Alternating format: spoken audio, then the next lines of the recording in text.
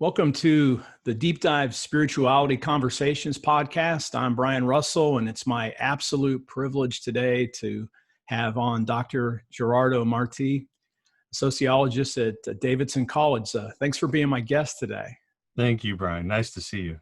Yeah, I've known you for a few years, but it's for kind of catch-up day. And again, you're coming on just to give a little date stamp. We're doing this right on June 1st. It'll be up a little bit later, and we've been COVID quarantine. We're having literally social unrest over the unjust killing of Floyd, and so thanks for being here right now to try to help sort through all the world's problems from a sociological perspective. Thank you. So just looking at your background, just to kind of get into the conversation, you're a person of faith. Can you share a little bit about that, and also how and what drew you to your discipline? And you've been a prolific sociologist with multiple publications, which we'll have linked in the notes for everybody. Well, I had a radical conversion experience in middle school, and I never left that faith. But at the same time, the faith that you take on is the faith that's around you, the faith that's accessible to you. And I grew up in Southern California at a time that was religiously vibrant.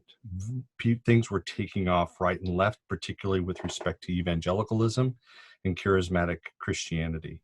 And so when people think of perhaps the Anaheim Vineyard, Calvary Chapel, Costa Mesa, as well as the continued strength of Christian fundamentalism that was fighting against modernity in various ways. That's the atmosphere that I grew up in. And from that standpoint, later on, I came to understand that that's really a long history of white evangelicalism in America, one that ties into a profound strain of white Christian nationalism and has its own sort of a filter to work through things. Now, my parents are from Cuba, and so in that sense, I grew up with Spanish as my first language. And from that standpoint, I had my immersion within a community, a Cuban community that was local, as well as then an immersion in a white Christian community that was also local. And that, I think, may have given me enough of a buffer to be able to ask questions, one that never threatened my faith, but sort of saying, well, what are we doing here and how does that work? And so anybody that I was around, they knew that they would have to wrestle with the questions that I brought and the issues that I wanted to pursue. And that drove a lot of my reading, a lot of my thinking, so that when I arrived at Pepperdine University, which for a lot of reasons, Pepperdine was a really good place for me. Pepperdine was a place where I discovered a more critical study of the social world, starting in communication studies and then sociology. And fortunately, Pepperdine was not a place that was antagonistic to the faith, without necessarily saying, look, you just have to only believe it this way. And so my growth as a sociologist was only something that continued to, add a lot of texture to my faith, so that when I went into graduate school, I just continued that pathway. Eventually, many years later, I ended up doing an ethnographic project focused on a Southern Baptist church in Los Angeles, which most people don't know is Southern Baptist because of the way it engages itself in relevance to culture as Mosaic in Los Angeles.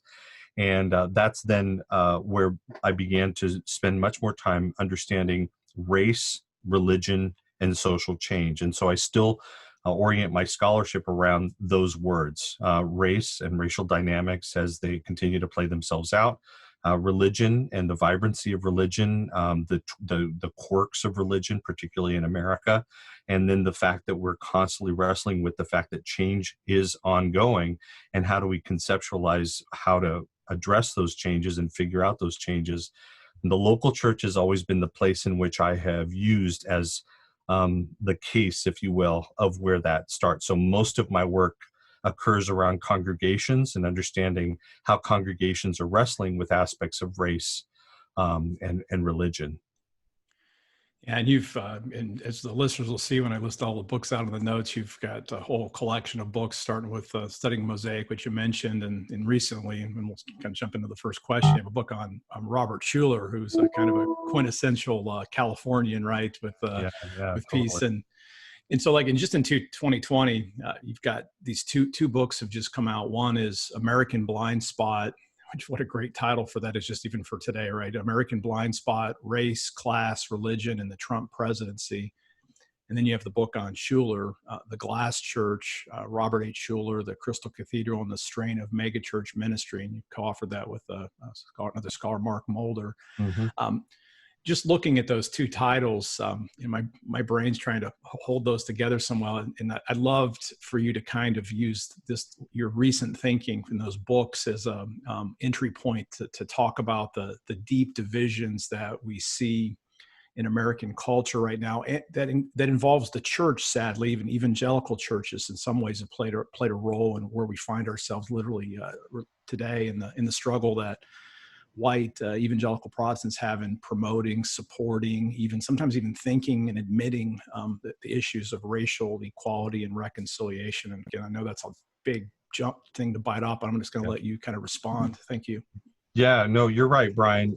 Part of it is that I remember when I was on a job interview at a another institution a long time ago now, and they kept talking about my first book, and they were wanting me to justify what I had put in my first book, and they felt that the argument was too strong, and how did I come up with that? And in the middle of the whole conversation, I had to remind them, look, that was my first book. Like, my thinking has progressed since then. There are other things that I've built on, and I'm constantly in a conversation with myself. And I'd say that a big conversation that really took a leap for me was after the 2016 presidential election. I, like other people, were surprised when Trump was elected president, and even Donald Trump and his team were surprised when they were all of a sudden found themselves in the White House. And so even though today people would say, oh, I saw that coming a mile away, I knew exactly what was going on, I was paying pretty close attention to writings, blog, Twitter, news media, and that election blindsided everyone in the sense of how did this happen, and to be able to see what people saw as an irony of this strong white evangelical support, to be able to say, how is it that these deeply religious people who had upheld certain things like the sanctity of one's sexuality, and that you need to be a person of integrity and virtue in order to occupy a political office and things like that, how could they become the strongest supporters of this president? And then all of the racial issues that were starting to come out. We all know the march that happened in Charleston with these white supremacists who united together in this Unite the Right rally, and they were all of a sudden very fine people. We know that the immigration laws and injunctions were starting to come down hard and fast, and that there was nothing complimentary being said about Mexico, about Mexicans, about people who had come here to this country as immigrants or who had been struggling through these kinds of things. I mean, there's just a lot of things that I think most of us are aware of. And so I decided to put together a class called Race, Religion, and Dawn. And it was an iteration of a class that I had done called Race, Religion, and Barack Obama. And because I was using the presidency as an occasion to be able to explore things that I care about, race and religion. Well, if you can imagine a class that centers around Obama versus a class that centers around Donald Trump, I mean, they were totally different. And in spending 6 months just trying to get a head around what will we do with these students who are trying to grapple with the world as it is today, I just kept running into surprise after surprise. And the most important thing that I found, Brian, is that most of us go through history classes in public education, most of us, even if we go to college and university, and most of us do not get a history that helps us to understand America as it is. Most of us, there's so many things that are left out. And the narratives that we're told and the ones that we're trying to constantly live up to are ones that just do not match the experience of what people are living and the experience of what we see in terms of the exercise of power.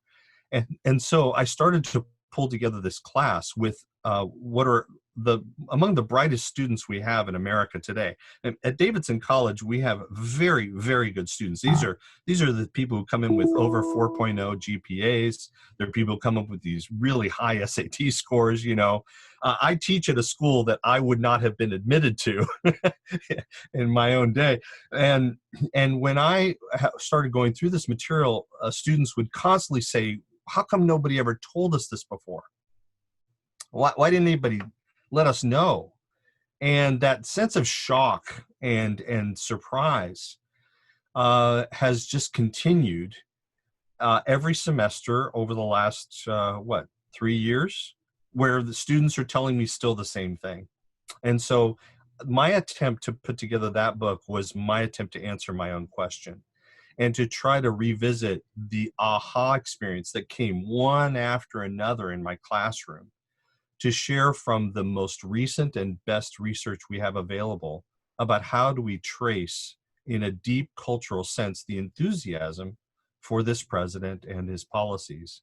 And so this book, American Blindspot, is not conjecture, and it's not opinion, and it's not a whole lot of, what happened behind the scenes either, or about Trump's personality. It's really an attempt to rescue a path of understanding American history that most of us just didn't get.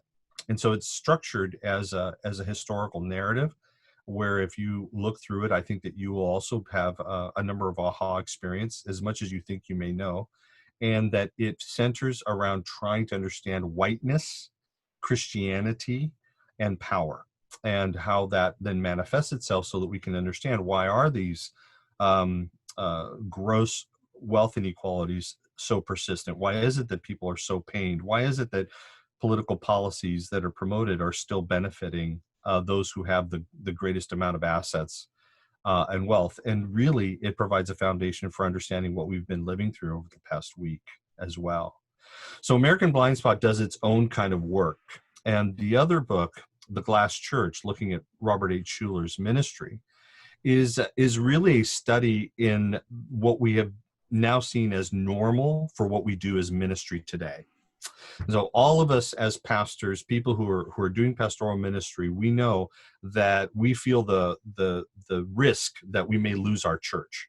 We feel the risk that we've got to pay the bills, and the challenge of do we have enough people, and how are we going to continue to grow, and what's going to happen in the future. And we're all watching these statistics where the amount of people who are attending church and the frequency of people going to church continues to go down. We see the number of people who claim no religion is going up. And what does that mean? And Robert H. Schuller was asking the same question in the 1950s when he began his ministry.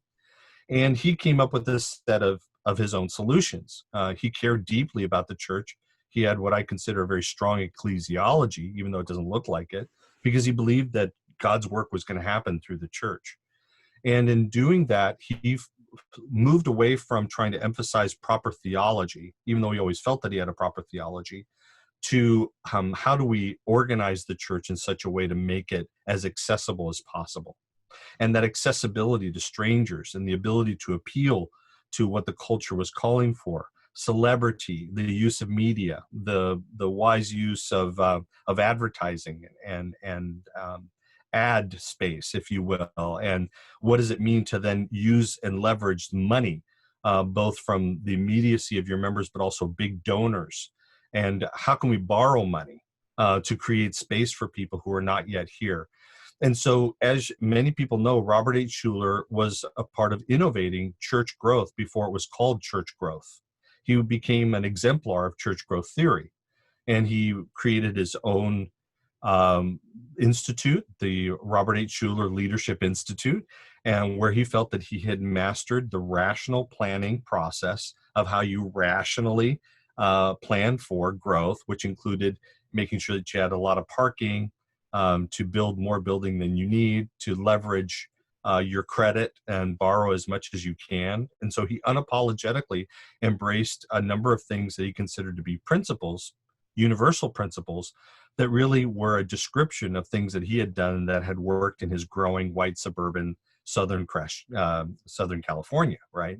And at every point that he had a success, he always felt that he had found a new universal principle.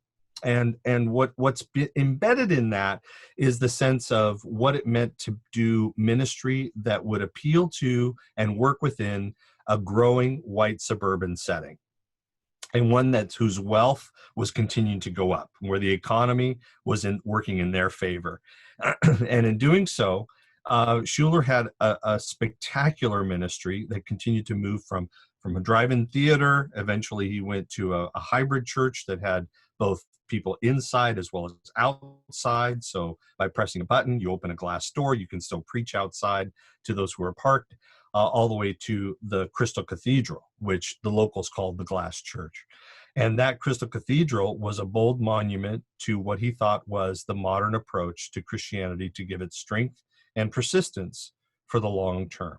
But of course, what we know is that the place went bankrupt, that everything that he did to leverage the church actually created new strains, a fragility that went unnoticed, and one that he would never talk about because he believed that if you talked about a failing venture, that people wouldn't give to it. And so it had to always be growing. It had to always be moving, and that dynamic was there. So what this book, The Glass Church, does, and that subtitle of The Strain of Megachurch Ministry, is to try to help pastors today to understand that there is a model that pastors have been following for a very long time of the pastor as a manager, and that the pastor as the manager has to be able to understand how the enterprise, the entrepreneurial enterprise of the church, needs that kind of creative and money-wise approach to things, and that had become sort of the default position of church leaders in America. And when you take a closer look at what was going on under the engine, under the hood at the engine, to be a lot more wary about what are we doing as we're trying to manage the flow of credit and revenue, and accommodating the number of people that you're trying to do, and the sort of bureaucratization of charisma that we're trying to do, so that it's not just us, but all the volunteers, all the staff, every person in the building. Even the buildings are supposed to exert a charisma, if you will. So the Glass Church is written in a way that is really a cautionary tale for church leaders today. And from those that I've heard from so far, they have found it to be not only accurate to how they understood the Schuller ministry, those who were behind the scenes, but also very much a reflection, like a mirror, to more closely say, okay, how am I doing ministry today? And what have I been taught without knowing that I've been taught this, to put into question what maybe I should be thinking about for the future, so that I don't actually, in doing all these things to succeed, all of a sudden find myself also in bankruptcy, with all my reputation in tatters, and really Christianity hurt even more than it was before. Wow, that's so powerful, and my head is just thinking about this may be a can of worms question, but obviously we're going to get into some blind spots in just a minute. I was just thinking for a second. How old would Schuller be today if he were alive? Oh, that's a good question. I mean, he was a baby boomer, or was he he's a boomer. But early baby boomer. In 55, when he started, he was already married and he had 2 children. Yeah, so that gives you a seminary graduate. So that kind of gives you a little bit of what. Yeah. Or actually, he's the World War II generation is what I was trying to think. Because have you thought about, again, might be can of worms and we may just have to stop this one, but just thinking about that. Here we have our current leadership of our country, for example, Trump, and then we have Joe Biden's running for president. And you can think of almost all the candidates, and they're all so. Again, no disrespect to anybody's age, but these folks, many of these were in their 70s already, and so these people all kind of grew up. They were already adults, sort of when World War II would have ended at some level, and so they kind of were in the golden era of the United States, at least if you were a white person, right? How has that played into these narratives that we haven't had leadership come up from younger generations? Really, I mean, obviously we can point to some, but we have this narrative of, the America coming out of World War II or the superpower. And then even the church then becomes kind of like the way he described Schuller and the way he ran things. He runs it almost like a corporation, the golden age of the unions, all that stuff. Sure. Again, I don't know if this is a question or just, have you thought about that, how that all spins together? And then we think we know how to do something, but we're just going back. We always joke that we don't want to go back to the 50s in churches, but in a sense, that's all we ever do, even when we think we're cutting edge. There's a lot of truth to that. I think when it comes to Schuller, part of what we come to see when we look at it in a book like this is you start to go, okay, really, it's close enough to our own history that we go, how did we come to think that way? And we don't necessarily think that way now, but then in other ways, there's a strong continuity. One of the continuities that I think people don't recognize is that we know that from World War II forward, that the economy was only going up. At the same time, most of us who've spent some time studying know that it went up for a certain group of people. That we know that because of things like covenants in the selling of homes, we know because of extreme segregation, we know because of deliberate keeping out of blacks, out of different professions, occupations, out of being able to be students in certain schools, the ability to get loans and credit. So we know that prosperity, the American prosperity, is one that was not relevant to every group that were already in America, let alone talking about immigration. And we also know that the restrictive policies that kept certain peoples away from the United States took greatest hold in the 1950s. It was a time when people who had parents and grandparents who were from Germany or from Denmark or from other places like that these are people who now they've lost that heritage. They're English speakers. This is native. So they had a comfortable sense of what it meant to be multi-ethnic because a pan-whiteness had already been established in America.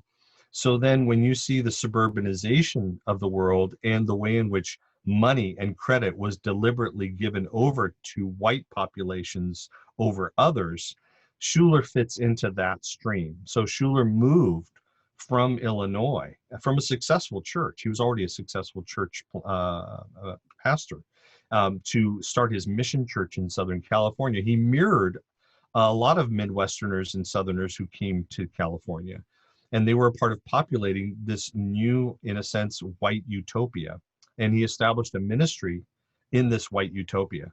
He also was a part of a tailoring, an alignment between Christianity and capitalism, where you had more white Christians who had been finding their way into business and in the entrepreneurial atmosphere of Southern California, as well as the aerospace industry. You had actually people who were climbing up the corporate ladder or who were successful in establishing these new businesses.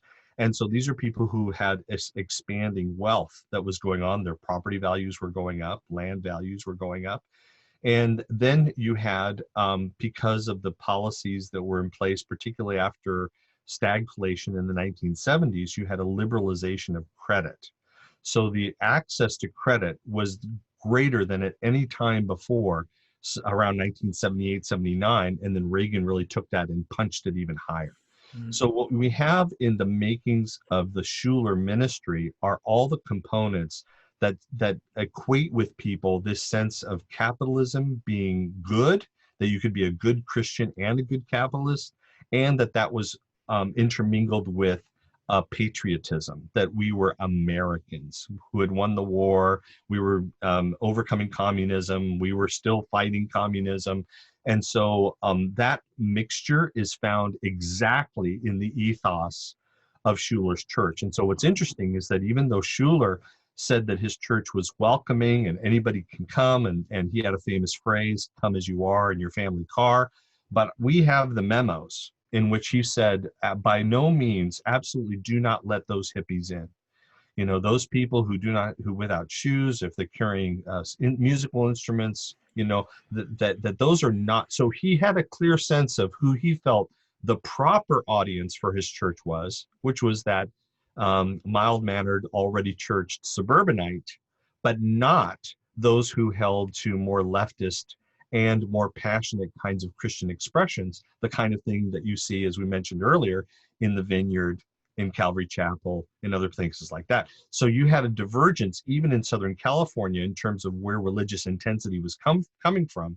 And those who were the more proper, suited, husband, wife, family, and you work during the day, you come home at night, you have your weekends free. That's what the Schuller ministry was about, and it worked. And so then those who, even if they didn't live in Southern California, resonated with that approach, they gave generously to that ministry, just like they gave to Billy Graham and a few other people, so that the ministry really did not exist financially on the revenue that was generated by people who were sitting in the pews immediately. It was from people who were wealthy donors outside it and the donors who were watching his television ministry. Another cultivated performance that accentuated a particular approach to Christianity, right?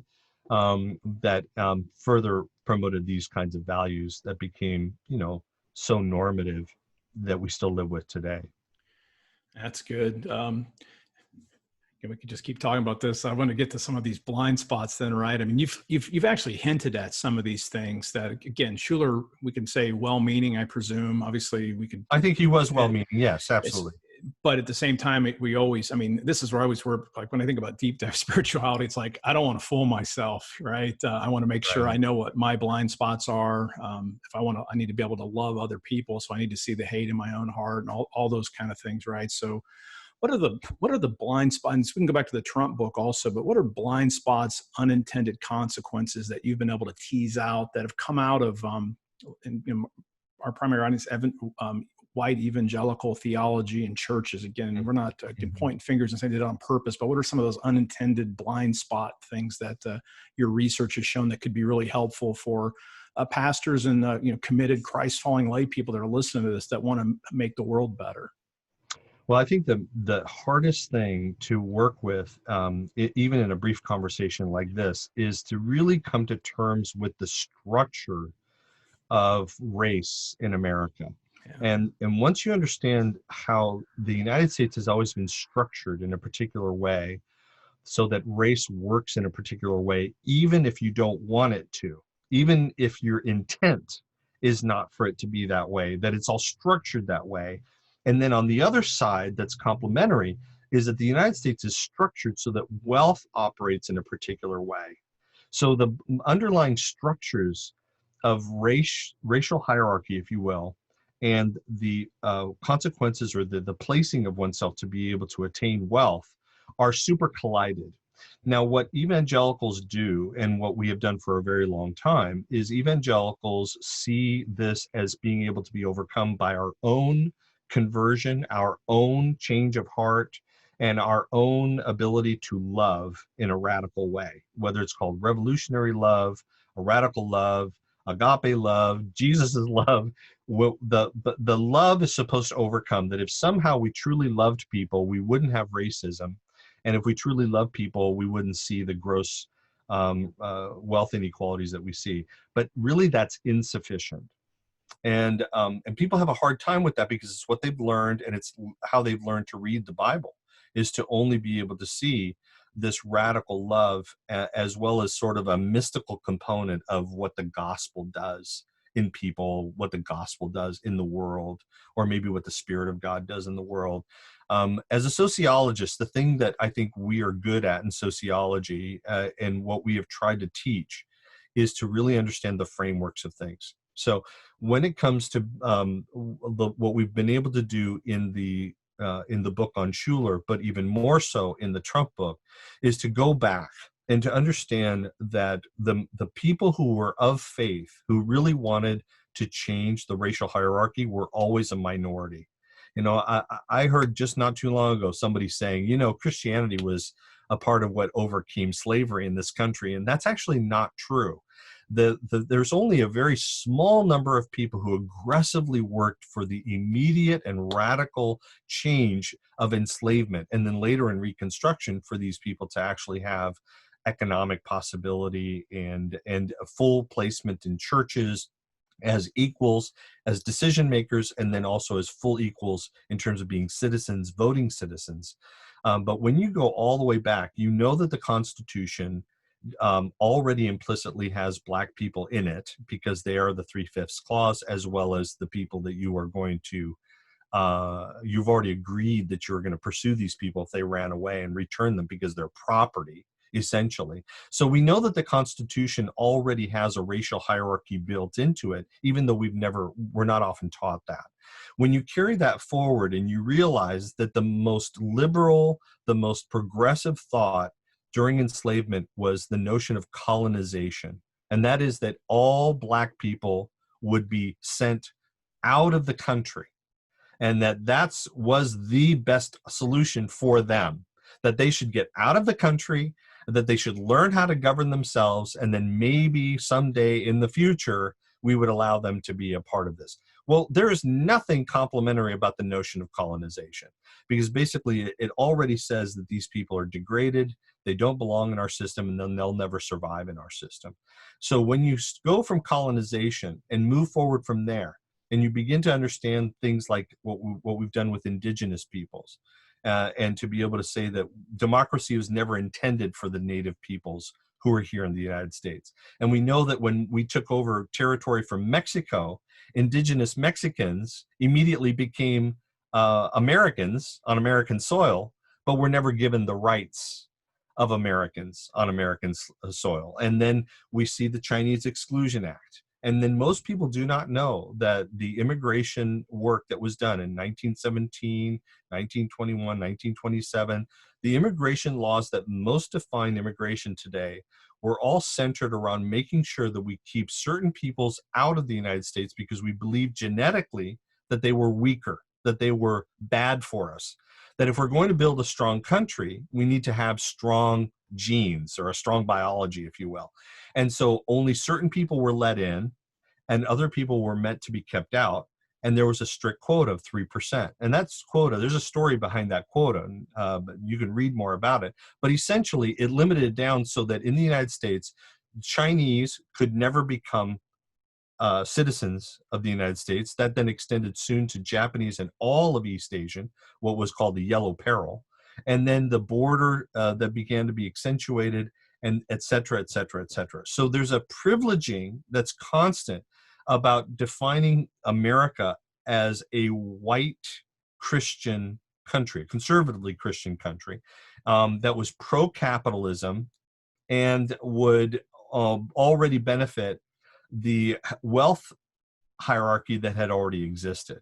And so when you take that and you start to feed that into understanding the civil rights movement in the 1950s and 60s, then we come to understand that the essential aspects of property, the essential aspects of privileging a discourse on Christianity, but one that did not really claim equality for people who were marginalized, and one that continued to assert a sense of who really belonged, what really meant to belong. Then we start to see the emergence of what it means to have a safe community, what it means to police for that safety, so that when we say we're here to serve and protect, it has a racialized component in ways that we may not recognize.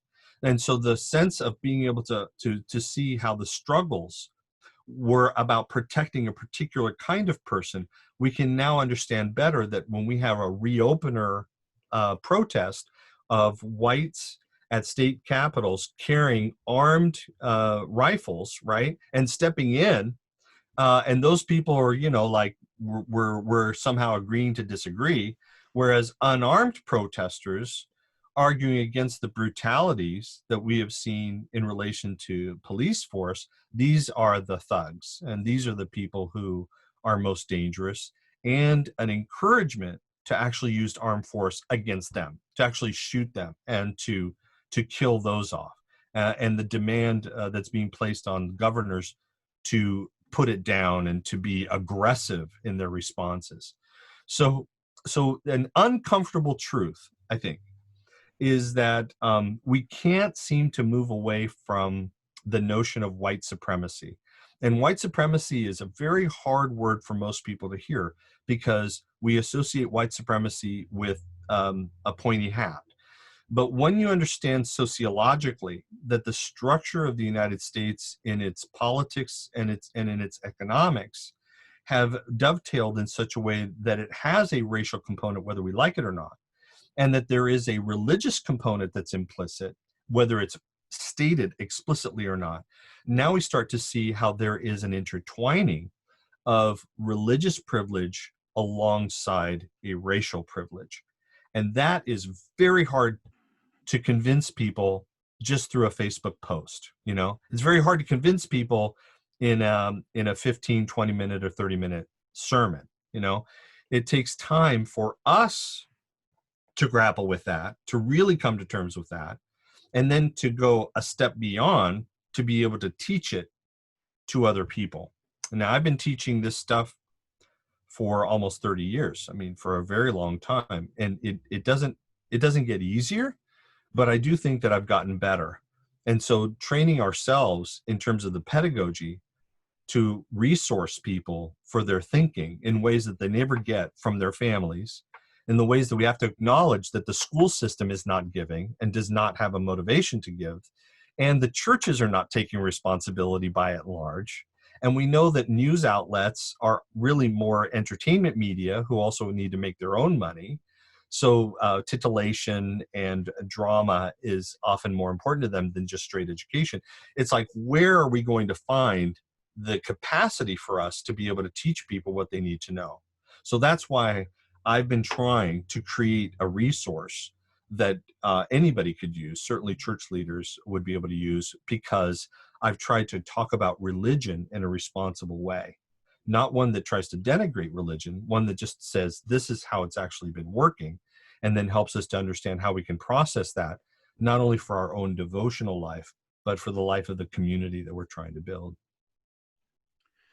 Yeah, I mean, I'm just taking this all in because I feel like I'm getting stretched right now, and you just kind of laid out. I mean, we could probably talk for 4 hours, and we'd still be trying to drill down on this. But you've given some really good diagnoses, and I mean, I think our listeners who are listening are like, "Geez, I need something to try to get a hold of." And I mean, you're a person of faith. So you're not like one of these angry atheists who just wants to tear the church down. You've been nurtured by the church. You've even called yourself, you said we, and you've evangelical, and you came out of Mosaic, one a great church. And so, I mean, I'm so grateful that I was able to connect with you even through Alex McManus, who I had on a few weeks ago.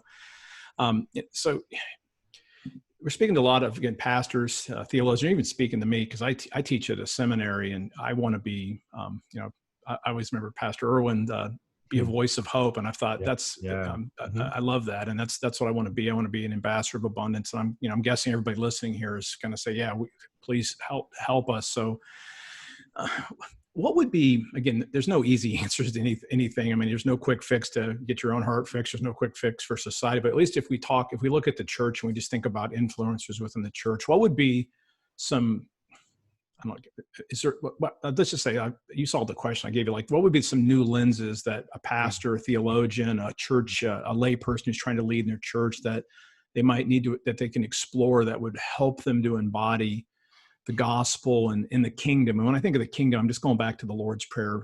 Lord, may your kingdom come, may your will be done on earth as it is in heaven. And then throwing that justice piece, give us today our daily bread, right? And forgive us our trespasses, as we, that whole thing. I mean, again, I mean, I know you can't fix the world and with that question, but I mean, what are some lenses that might help us to read the scriptures better? And I'll let you talk. Thank you. Let me first say that I really appreciate your use of the word lenses. I think one of the most formative conversations that I had was so short, but it was so important when I was in the office of a pastor who was important to my mentoring. And I had a lot of questions about dispensationalism, okay?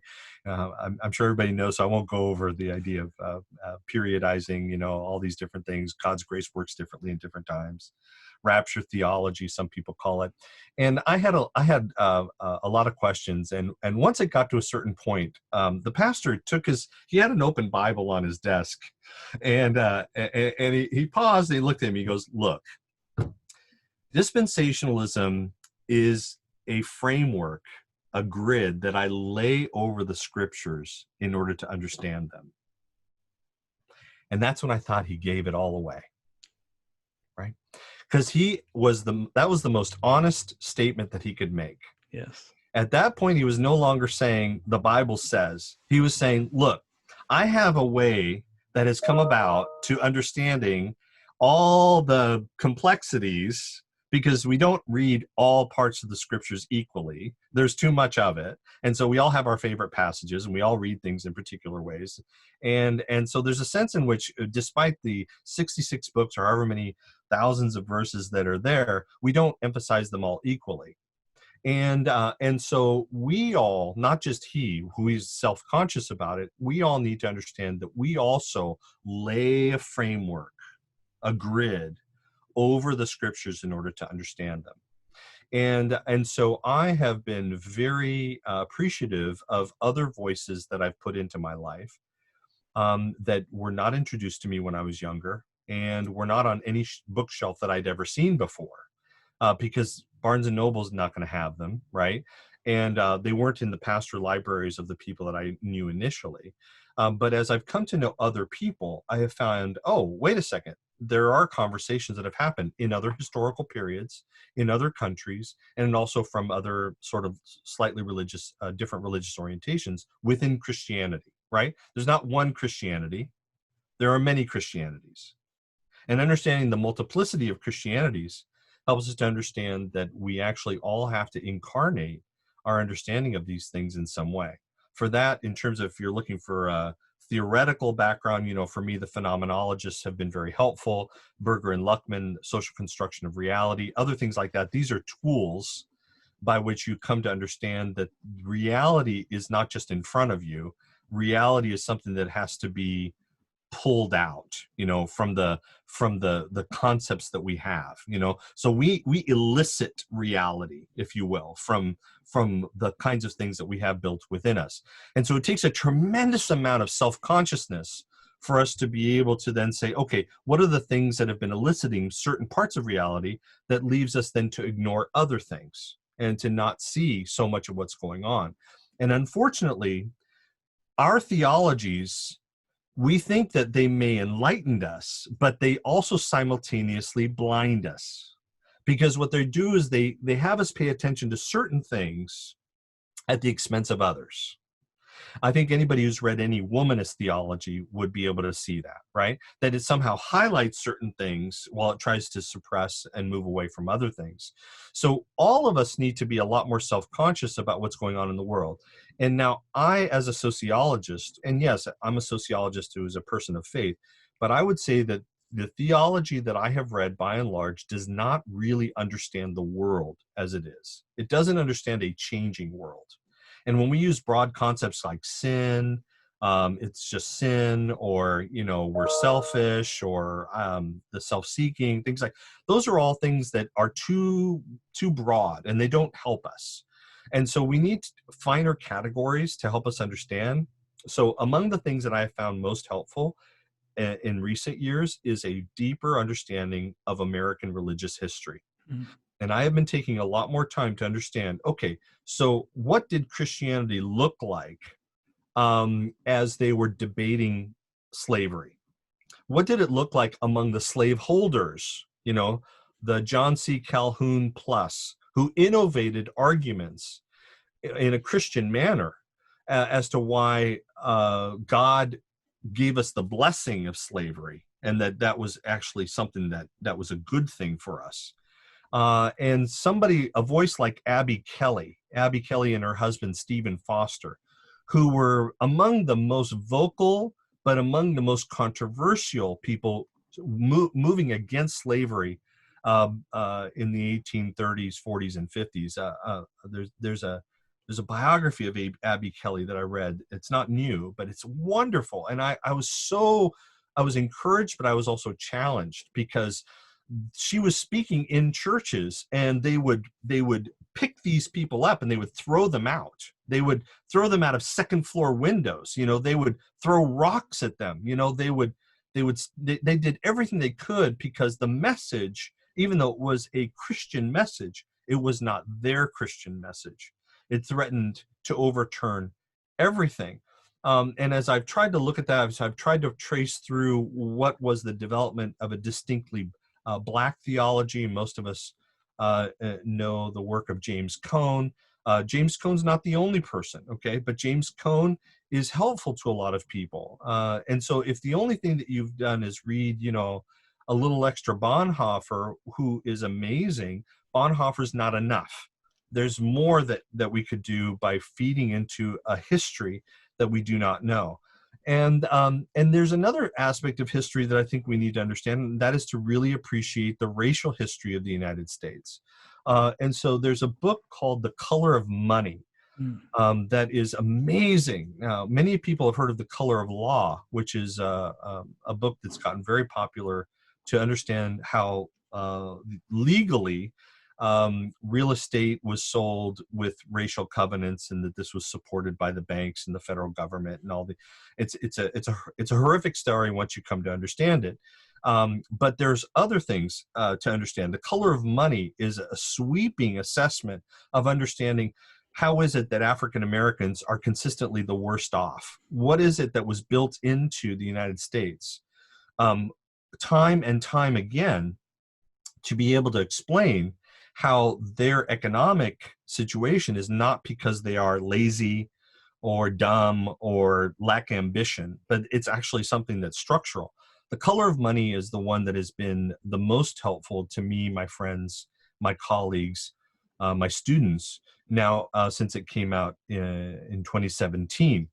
There's another book called Race for Profit, and this book called Race for Profit is another amazing book, because what it does is it says after the racial covenants for land were deemed illegal, now what was going on. And so what this book does is it lays out the next 30 or 40 or 50 years to show how even when something is legal, that there are banking and financial practices that were put in place that deliberately and by design exploited Black people who wanted to own homes. And it's sinister. If you want to look at how sin works today, if you will, the sinister workings of taking people's desire for stability for themselves and their family, and how the banks and financial institutions leverage that in order to bilk them out of more and more money in a way that was, you could so see in a transparent way what's explained to you, that it was never going to be good for them. Then you can say, okay, that's what takes us right up to today. And there's another book called Empire of the People. And Empire of the People by a guy named Adam Dahl is the best book that I've read in a long time, by showing us how the principles that we hold of democracy is based on being able to exploit people from their land and their labor. In other words, that democracy was only meant for white settlers, that white settlers establishing a sort of false egalitarianism because all these other people are excluded, and that each one was given, the federal government gave property that they had taken to these people, right? So that everybody had a little piece of property, which was supposed to establish them and give them some element of status. And that on that basis, they're supposed to be able to govern themselves and also be able to take care of the expanding west of the United States, because the federal government was concerned about how are we going to protect that side of the country if we don't have a sparse population. And so Empire of the People goes through all the familiarities that we have about what democracy is supposed to be, and it shows us the racialized component that was already there and the economic consequences that came from that. It's a remarkable book. Now, I could tell you so many others, okay? And each of these I've tried to cover in some way in the Trump book, so you get an introduction in some way. But there is better information than your 700-word blog post. There's better information than the opinion pieces in the New York Times. And I happen to like a lot of those. I happen to like a lot of what I read in the Washington Post. But it's not enough to shift your framework. It's not enough to give you the tools that you need to be able to dislodge the frameworks of your people. And so that's where a more diligent effort to explore the racial and religious history of the United States will do a lot for you. And it's looking out for those university presses, those academic presses, a few resources here and there that you can find. But there's so much available that once you spend time on it, then at some point, if you've never had this, you'll finally have the aha that will allow you to go, oh, okay, I now get it. And once there's a shift that takes place, you got to be immersed enough to have that shift. Once you have that shift, then a lot of other things are easier to assimilate into your new understanding, an expanded understanding of how the contemporary world works. That was really good. It just reminded me, like, in a sense, by reading these different authors, it's like suddenly the fish realize it's in water, right? And you can finally see the water, the air we breathe and things, right? So that's good. Well, I need to be fair to your time. I wanted to get into some multicultural worship and stuff. Maybe we can do that in another conversation when you have some more time. But I've been really generous today. And I think, did you have other books, like if you're going to say 2 or 3 books really shaped you? I think you just laid out a bunch of literature related to your current books. Would you throw any other like major seminal works that just really shaped you as you grew, or would you just say the books that I just wrote a bunch of the books down there? Yeah, those are important in terms of things that have helped me more recently in an appreciation of history and American history in particular. I mean, if you really want to go far back and you want a little bit of a challenge, when I understood the way legitimation works, in terms of what we're facing over the last week, we have these protests, 75 cities at least who are involved. We see what is it that's agitating people, this fundamental rift between, are we valuing people or are we valuing property, that kind of thing. Max Weber is the most important theorist, in my opinion. And it's probably because I keep feeding back on Weber. This isn't to set aside others who are quite important, because W.E.B. Du Bois has an incredible relevancy. The more we understand, the better we understand him. And there's a new book from New York University Press that tries to highlight Du Bois in an even more sort of concise way to bring him together for us. And Karl Marx is still surprisingly relevant. When my students have read Das Kapital and actually spent time actually reading Das Kapital to understand the manner of exploitation, Nancy Fraser, who has there's one book that's recent on critical conversations. I think it's called Critical Conversations of something or other. She's a dual author, but Nancy Fraser has a wonderful understanding between the exploitation of black labor, the exploitation of the white worker and the expropriation of black labor. And her fundamental distinction about exploitation, where white workers entered into an agreement, an implicit agreement with capitalism, knowing, I know I'm not going to be paid everything I'm worth, but if I can get a steady wage and you guarantee some level of stability, then I'll go with that for a while. But that even that agreement was based on the expropriation, literally the taking of the labor of blacks and other people across the world. So in other words, the industrial mills in Manchester, England, could not have been run by those white male workers if they didn't have the cotton that had already been expropriated out of Mississippi. And once we understand the difference between exploitation and expropriation, what Nancy Fraser did is she helped me to understand then that over time that agreement starts to break down. Now, the white male worker can't do enough because the wages continue to be suppressed. And we know this. This is history. And so women start to work. And so now it becomes the dual household, where even the notion of having a stable household and the agreement that the white worker will work, but the woman will sort of take care of the household, so that we can then have that kind of nice way of living, that starts to break down. And so then when those wages then continue, so that even with 2 incomes, you still can't make it, then you're stuck. And so then the anger comes at once on a system that they think should still live up to their promises, but also desperately trying to keep out those who have been expropriated, because they would be a further threat to the opportunities that they think that they've secured for themselves, right? That is a is a tremendously helpful little framework that Nancy Fraser laid out in a little article and in some of her other work. But Weber, Weber way back in a 2-volume work that his wife compiled after he passed called Economy and Society. This is literally thousands of pages. But the most important things that he talks about is the notion of legitimation. Mm-hmm.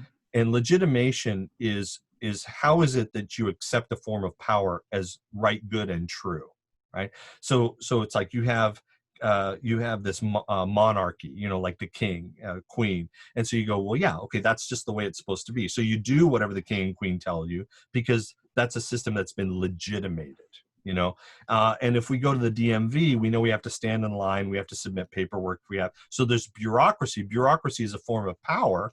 It's a depersonalized power. So I don't know who I'm going to meet. It's not a personal, just a role, but that role has considerable power over my life, and then charismatic authority.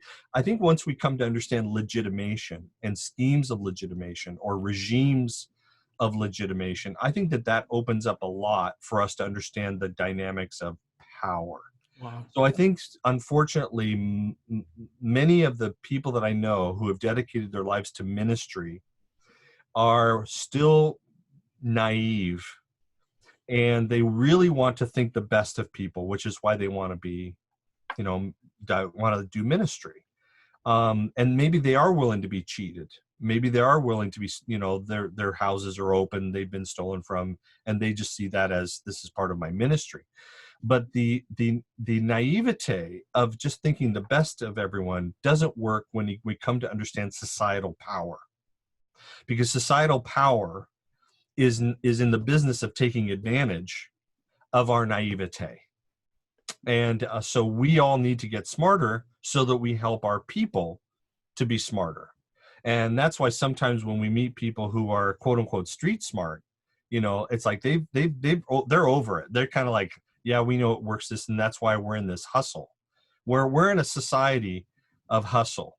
And if we're going to have relevant ministry, I think that we need to be able to understand that not everybody plays by the rules, that those rules are violated, and that if, as Weber says, the state is the only organization that has the legitimacy of using armed weapons, right, then we get ourselves in a bit of trouble if we just to say, well, because the state's the only legitimated military force, we have to just accept whatever happens when it comes to the use of violent force.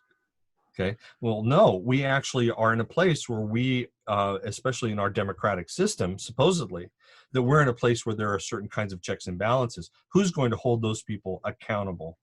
And that moral accountability is a higher purpose than just simple legitimation.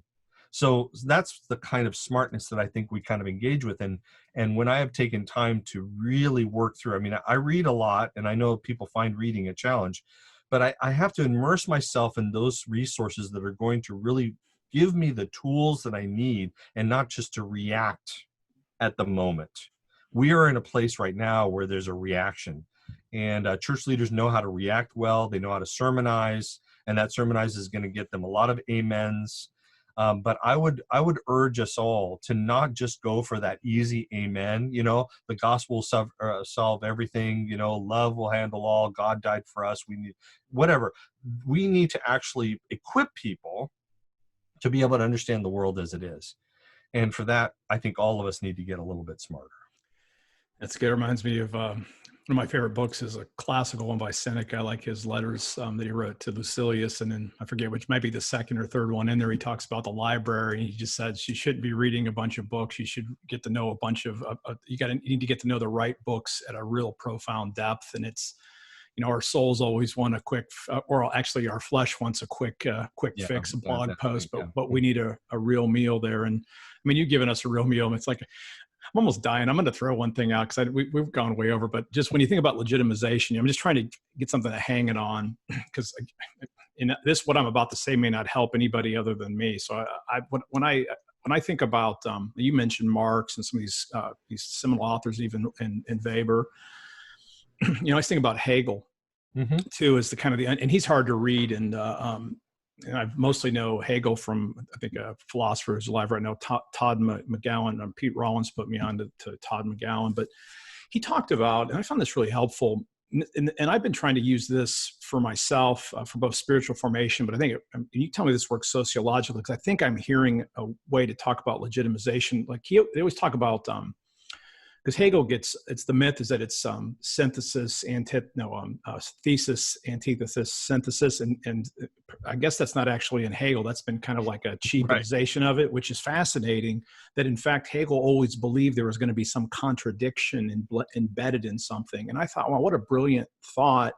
So at some level, is legitimization basically the suppression of the contradiction? And what we need to do is get smarter. And whenever you see a truth claim, you got to ask who's the loser in this thing and not lose sight of the shadow. And because even like the use of power, like you said, it's like you have the acceptable and the unacceptable, but there's always somebody that knows what the acceptable, unacceptable is if you're tracking with me. And I'm not trying to be cynical about truth at all, but it seems like if we can try to find contradictions on our own positions, something even simple, then that if you can see it in your own life, that allows you at least a framework or a lens to give somebody some benefit of a doubt before you just instantly judge them. And again, I want to shut up, because I mean, does that make any sense? Is that sort of...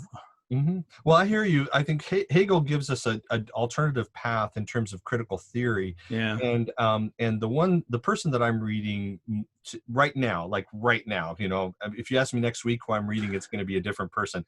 But Etienne Balibar is the person that I'm reading now, and the benefit that you get from there is you have a person who's non-Western, pulling on elements of contemporary critical theory, which most of us don't have the time or the patience for, who is dealing with aspects of colonialism, notions of civility and barbarity, notions of violence. I mean, it is the thing to think about right now. And so what Balibar does is he helps us to understand that, yes, you can always play with this notion that there's a thesis, antithesis, or the complexity that's there. And what I do is a different strain of where Hegel went. Hegel was immediately followed later by people like Husserl. And in sociology, we have Alfred Schutz, but there are other people like that. Then Berger and Luckman, who I mentioned earlier, their book, which is fairly short, but is pretty punchy, will give an orientation to that. And that is a big contrast, in my mind, to something like Aristotle. Aristotle, or Thomist thought, believes that there is a Platonic shadow of things, if you will, that are out there, and that we just need to be able to concretize that so that we can grab onto it. And that's our notion of truth for a lot of people. And for a fundamentalist, that object is the Bible, right? The Bible becomes the object of that truth. Whereas I think that there isn't a single shadowy thing called big T truth, that when we do our best to get the small t truth, I think that it's more of Kant's appropriation of Hegel to say that whatever reality is, it is something that we'll never be able to access directly. It is never fully known. But the human instrument has the capacity to access what is some aspect of that reality. Okay, so it's almost like the color spectrum. We don't see all colors. We only see certain colors, even though we know these other colors exist. And we draw on those colors in order to make sense of our world, right? So when it comes to our grasp of truth, we need to know that things didn't have to be the way they were. The capitalist system, the modern system that we have today, is not a reflection of some shadowy truth that exists somewhere else, which is why Thomism doesn't know how to, I think, quite deal with capitalism, because that's not what it is. It is a contingent historical structure that emerged out of a particular set of social relations. And out of that, we are now locked into the way this works. The buying and selling of commodities that has then accelerated into a financialization, so that it's money that's trying to chase after more money. And that M to M prime is the fundamental structure of our capitalist system today. And because that chasing of more and more money leads us to be able to expand outside of our borders, to look for ever elusive opportunities, and to expand debt, because debt is the only way that you can expand money that doesn't exist, right? That's true. So then all those things is an attempt to grasp, to get the handle on a contingent reality that still has an impressive force on us. So even though, in a sense, capitalism for the moment is an invented reality, it didn't have to be. It is what we live with now. It's the house that's been built that we cannot just destroy. And so because of that, we need to know better the consequences of our having been in this house that we are born into. And if there are going to be any changes or shifts, we need to understand better its creations in order to even try to attempt to remodel, shift, or throw it all out and to start something new altogether.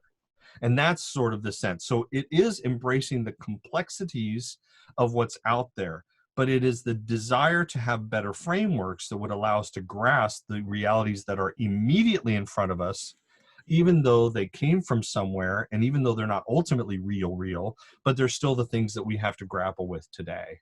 And that, I think, demands a very careful theological work, which most of us, I think, are unprepared to do. And so in a practical way, at least, if you're a pastor and you care about people, I'm not asking you to be a better theologian. What I am asking you to do is to have a better grasp of the world that we live in and the world that we all face, because these people, that's what they're trying to do. They're not trying to attain salvation.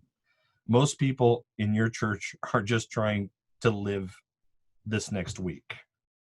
And we have tended to appeal to a psychological model that says people are hurting, they have trauma, they're unsure of themselves. You know, it's a psychological solution so that we just try to do a therapeutic solution.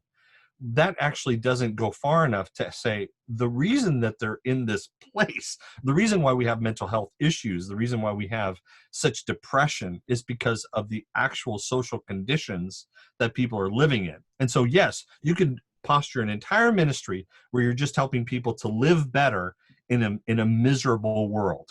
Or you can help people understand where the misery comes from, and then be able to work together in some way to confront that misery more directly. Hey man, well, thank you so much for the time. We're gonna have to call, I think, on this one, because I'll let you get back to your prolific. This has been wonderful. Reminds me of that last thing you said. Reminds me of Leonard Sweet. He always said, "Don't pray that you can make a difference in the world. Pray that you can work with God to make a different world." And I think I want to thank you and honor you for.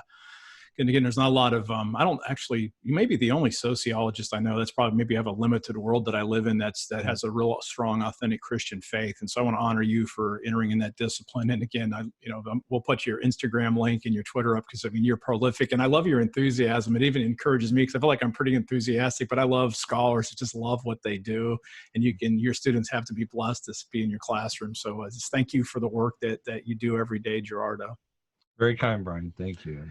Yeah, and I'm just, can you mention your Twitter, your Instagram, if you have a website that you link on, and I'll put the links up in the on the show notes too. So sure. So most of my work is really best captured in the books that I have written. So I just encourage you. I mean, I'm on all the platforms. They're regularly published books. It's not like I've self-published or whatever. And I'll list them all. I'll put them all. I'm going to put them all there in the post there. Yeah. And in terms of my Twitter handle, it's Praxis Habitus, PRAXISHABITUS.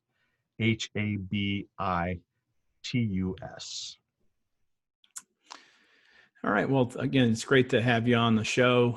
And until next time, folks, I'm gonna close off with the prayer I learned from Rowman McManus. Let us live by faith, be known by love, and be voices of hope in a world that desperately needs it. Amen. Thanks, Gerardo. Hi, this is Brian Russell, and thank you so much for listening to the Deep Dive Spirituality Conversations podcast. It's a real privilege to serve you through this medium. If you would take just a minute and click subscribe, whether you're seeing this on YouTube or listening to it through Podbean, iTunes, Spotify, or wherever else you receive your podcasts, I would be grateful. And if you really like the content, please leave a review so other people can locate this podcast. you have ideas for guests or you just have questions, you can reach out to me, deepdivespirituality@gmail.com.